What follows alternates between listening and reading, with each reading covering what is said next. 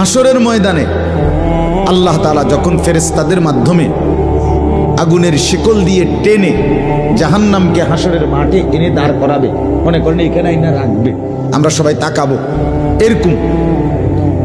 হাসরের মাঠে যখন জাহান্নামকে আনা হবে, এই জাহান্নামের দিকে এক নজর তাকাইয়া হাসরের ময়দানের সমস্ত নাফরমান পাপী বেঈমান আবারও বলবে আল্লাহর কাছে, রব্বানা আখিরনা ইলা আজালিন করিব,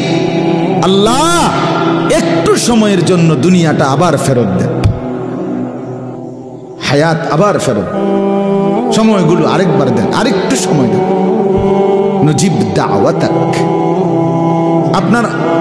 আপনার সব কথা তখন মেনে নেব, ওয়ানাত্তাবিউর রুসুল, আপনার রসুলদের আনুগত্য করব। আল্লাহ বলবেন না, না বান্দা, এখান থেকে কাউকে আর ফেরত দেব না।